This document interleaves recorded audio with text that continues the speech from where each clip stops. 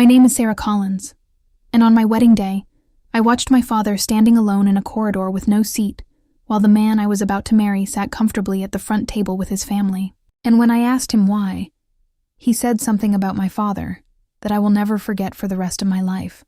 I stood there in my wedding dress, 200 guests waiting on the other side of that wall, and I made a decision that changed everything. What I did, what he said, and what happened to his family after that is the story I am about to tell you. But before I do, subscribe right now if you want to hear the kind of story that actually means something. Drop your city in the comments, and let me take you back to the morning this all began. My father, Robert Collins, worked 31 years at a paper mill in Clarksburg, West Virginia. He got up at 4:30 every single morning, including the mornings his back was so bad he had to hold the doorframe just to stand up straight. He coached my soccer team for 6 years from a library book because he knew nothing about soccer, but his daughter wanted to play, and that was enough reason for him. He paid off our house in 23 years, and the day he made the last payment, he sat at the kitchen table and cried quietly for about 4 minutes and then made himself a coffee and watched the evening news like nothing had happened. My mother, Carol, was a school librarian for 28 years. She knew every child by name. She drove me to every single college visit in a car with a broken air conditioner and sang along to the radio the entire way. These are not small people. These are the people who built me from the ground up with their own hands and their own sacrifice, and their own particular kind of love that never asked for anything in return. I met Brandon Ashworth at a hospital fundraiser 3 years before the wedding. Charming, successful, the kind of man who remembers your drink order and opens doors without making a performance of it. His family was old money Columbus. His father ran an investment group. His mother, Patricia, chaired 3 charitable boards and had been on the cover of a regional lifestyle magazine. Their house had more square footage than my entire childhood neighborhood. The first time I met Patricia, she shook my hand and said a hospital pharmacist. How wonderful. And then mentioned that Brandon used to date a girl from one of the old Columbus families. And she smiled while she said it in a way that was not really a smile.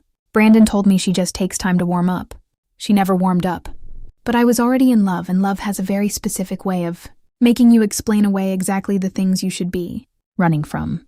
The wedding planning started, and the cracks started showing in ways I kept patching over. Patricia chose the venue, a private estate outside Columbus. She chose the caterer. She chose the florist.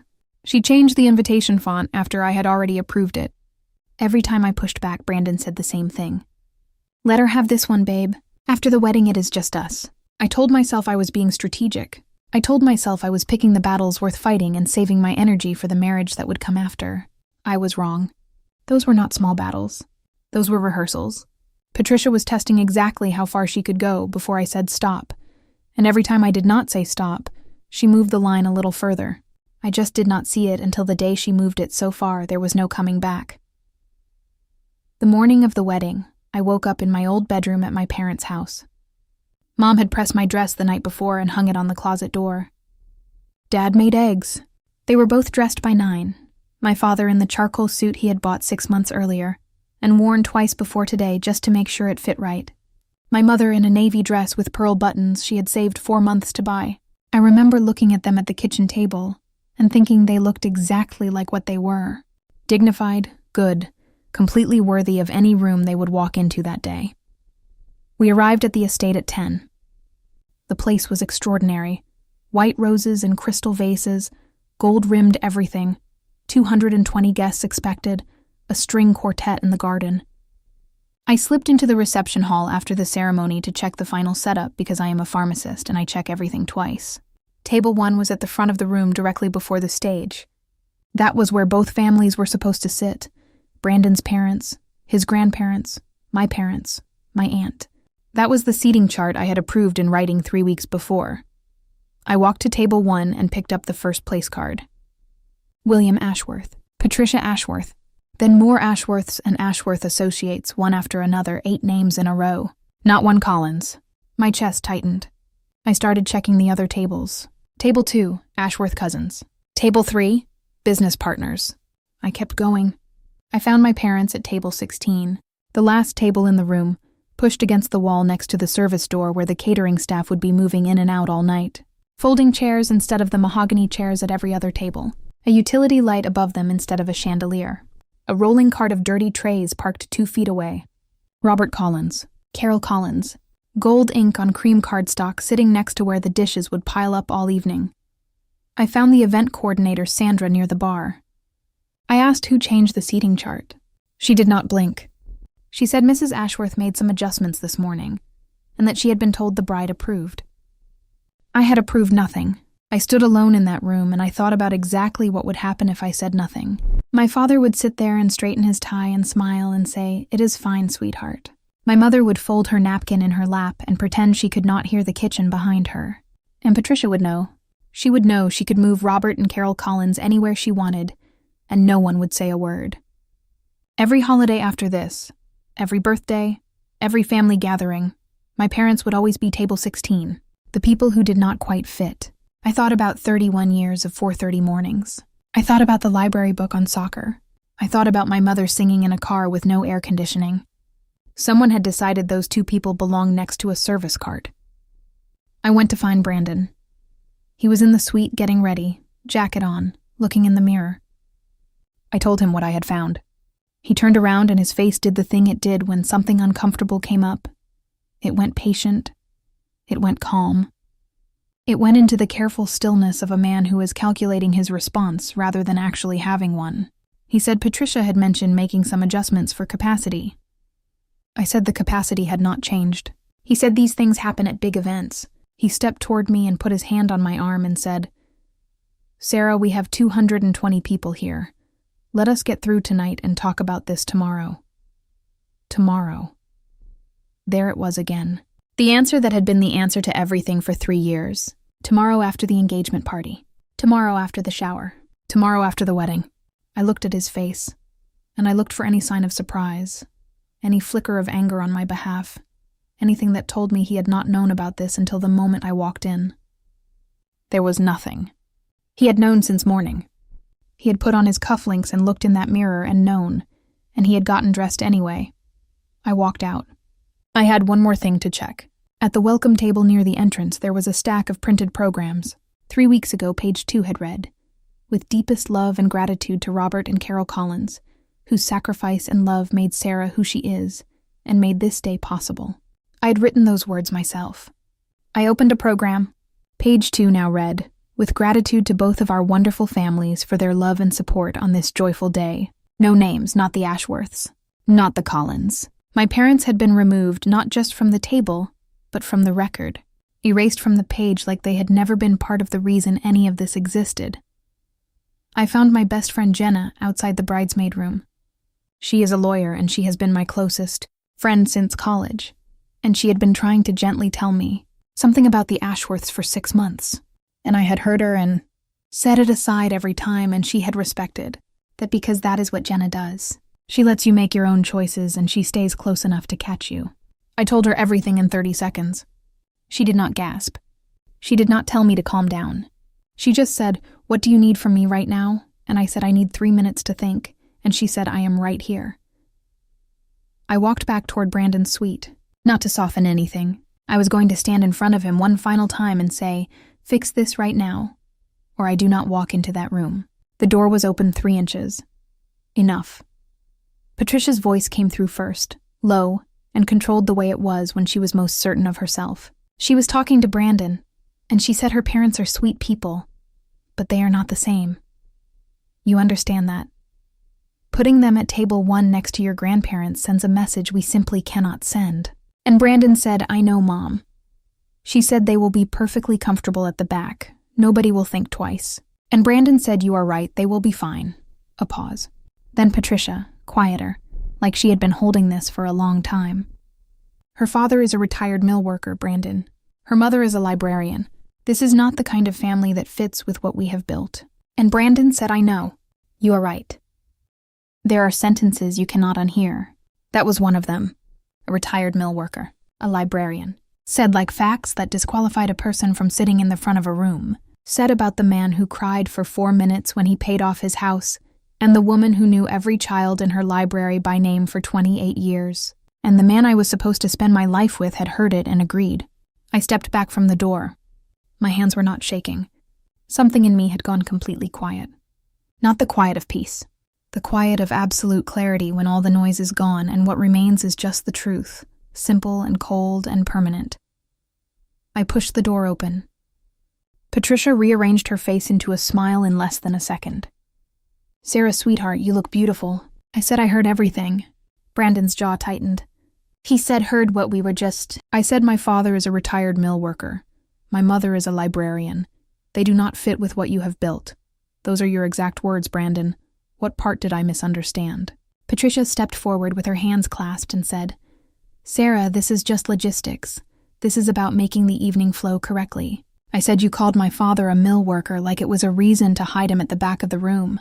Brandon said I am asking you to take a breath. This is your wedding day. Let us not ruin everything we planned." I said I am breathing perfectly. I have never been more clear. He tried one more time. He said, "Baby, come on."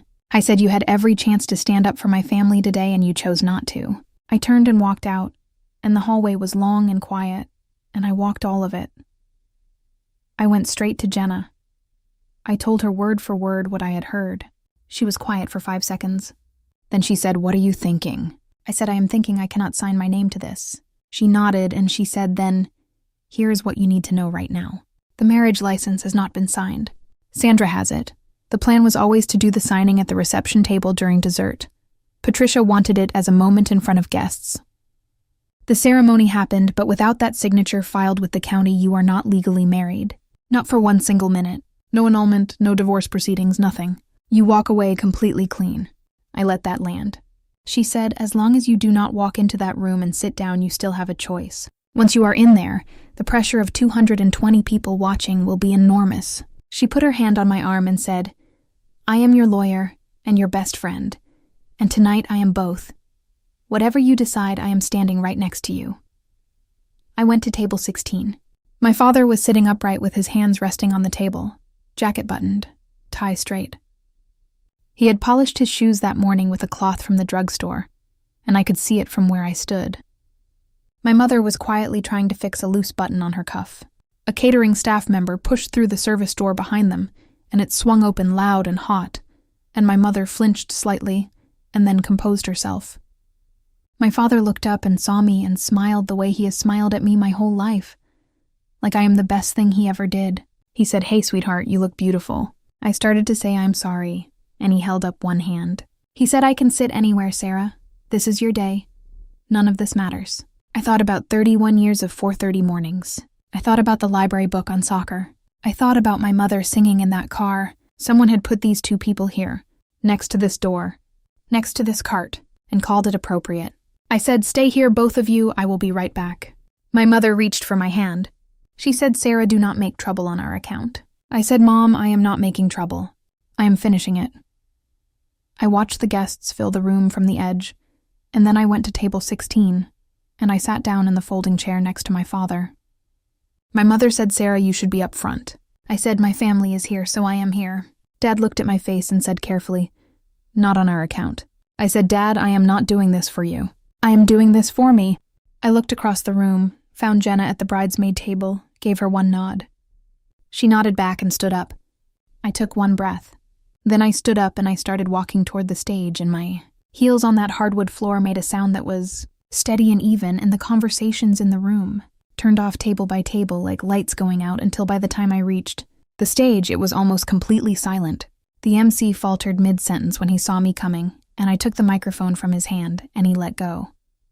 I looked out at 220 people, Crystal and Ivory and Gold and Patricia at table 1 with her champagne, and Brandon beside her not looking at me, and my parents at the back of the room in their folding chairs next to the service cart. I said, "Thank you all so much for being here tonight." No shaking in my voice, no tears. I said, "I know you came to celebrate a wedding, and I owe you the truth about what is actually happening in this room." The last murmur died. I said, "Most of you know me as Brandon's fiancé, but before that, and after tonight, I am Robert and Carol Collins' daughter." I pointed to the back of the room. My parents are at table 16. I would like everyone to look at table 16 for just a moment. Every head turned. 220 pairs of eyes traveled from the front of the room all the way to the back wall where my father sat in his charcoal suit and my mother sat beside him in her pearl-button dress at a folding table under a utility light next to a rolling service cart. The reaction moved through the room like a wave. Confusion first, then recognition, then the slow tightening of faces as people understood exactly what they were looking at. Brandon's father, William, put down his fork. A woman at table 4 pressed her hand to her mouth. At table 1, Patricia's smile went hard, and her fingers on her champagne flute went white. I said, 12 hours ago my parents were at table 1. That was the seating chart I approved in writing. This morning someone came into this room and moved every Collins place card to the last table in the house next to the kitchen service door. That person is Patricia Ashworth. I said when I confronted my fiancé, he told me to wait until tomorrow. And when I heard him speak to his mother privately, he said, and I want to be exact, he said they will be fine in the back. He called my father a retired mill worker. He called my mother a librarian, like those were explanations. James Harrington at table 2 pushed back slightly from the Ashworth side. His wife looked at Brandon with an expression I recognized, the expression of someone who has just recalculated something important. Brandon stood up and said, Sarah, that is not. You are twisting this. I said, sit down, Brandon. I did not raise my voice.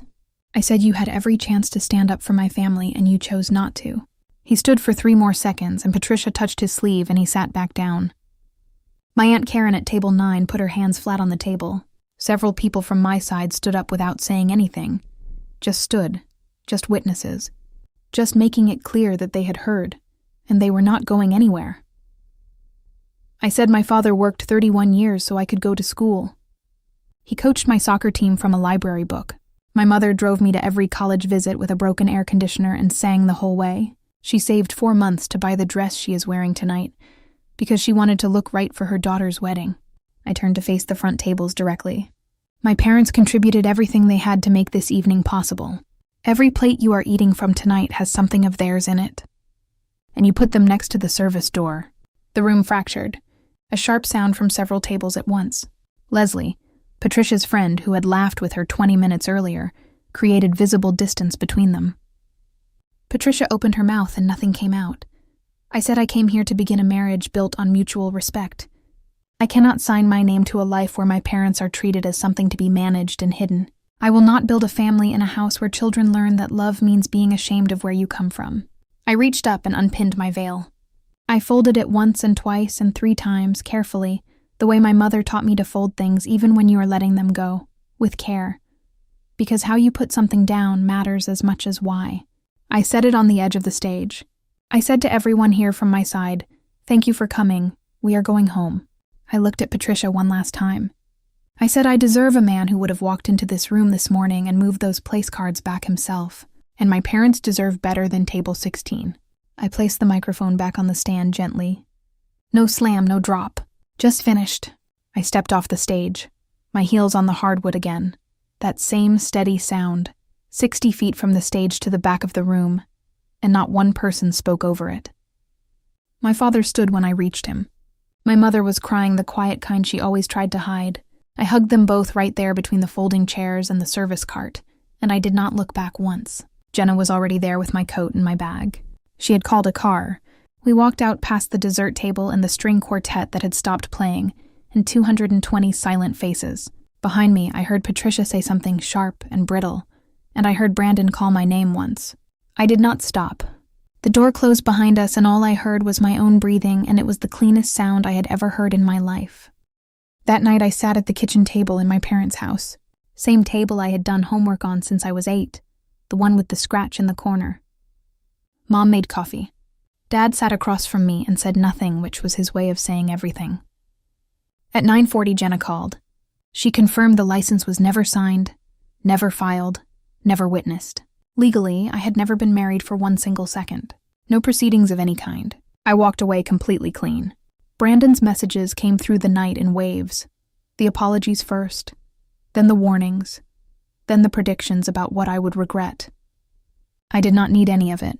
What I had needed was for him to walk into that reception hall that morning and move those place cards back himself. He had not done it, and there was nothing after that which could change what that meant.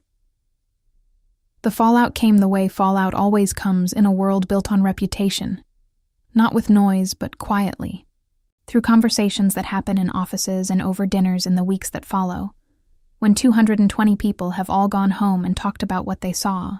I did not orchestrate any of it. I never called anyone. I never posted a word. I did not have to. James Harrington called William Ashworth 2 weeks later and told him he was reconsidering their partnership because of what he had seen that evening, because how a family treats people when they believe it does not matter is information relevant to a business relationship. The project they had been building together was restructured substantially. Patricia stepped back from the chair of one of her boards in November. I was told it was not a termination. It was a quiet conversation about optics. Her name was not on the gala program that year. Consequences do not always come with a microphone. Sometimes they come with a phone call on a Monday morning. Brandon showed up at my parents' house 6 weeks later. I was inside. I heard my father answer the door. Brandon said he wanted to apologize, said he should have stood up, said he should have handled everything differently. My father said you should have. Brandon asked to see me. My father stood in that doorway the way he has stood in every doorway of my life, solid and present and completely immovable. And he said my daughter was clear about how she wanted things handled. And if you want anything going forward, Jenna has the information you need. Brandon said he thought they could work through it in person. Dad said, I am not keeping any door closed, son. I am just telling you which one to use. He stepped back inside and closed it. Not a slam, a click. The quiet sound of a decision that has already been made and will not be revisited. Dad never mentioned the visit again. That night at dinner, he passed the potatoes and asked me how work was going. 1 year later, I am 31 years old. I have an apartment that is entirely mine, 2 miles from my parents. Morning light through the window. Curtains my mother sewed. A bookshelf my father built from reclaimed wood with a small groove carved along the top edge because he said it just needed something. I have Sunday dinners every week at the kitchen table with the scratch in the corner. The chairs do not match. Dad's is a wooden rocker he refinished from a garage sale. Mom's has a cushion she crocheted years ago. Mine is a padded folding chair from the garage. The good kind. There are no place cards. There is no string quartet. There is my mother's cooking and the people who chose to show up. Every person at that table is there because they want to be. Every person belongs. Nobody is sitting next to anything they should not be sitting next to. This is my table 1. It always was. I am not telling you this story to give you instructions. Everybody's situation is different. Everybody's breaking point is different. But if you are sitting at someone's table 16 right now, if there is a room in your life where you are always toward the back, always near the door, always made to feel like you should be grateful for any chair they give you without asking why it is next to the garbage, I want you to know one thing. The people who put you there are counting on you to decide the room is worth it, to decide the invitation is worth whatever it costs your dignity, and the dignity of the people who raised you. Some rooms are worth something. But a room that hides your father, because someone decided he does not fit the image, is not worth a single thing you would have to give up to stay in it. My name is Sara Collins. I am Robert and Carol Collins' daughter. My father still gets up early. My mother still knows everyone by name. The table at their house still has the scratch in the corner. And the chairs still do not match, and the food is still the best I have ever eaten. And nobody, not ever again, is sitting next to the trash.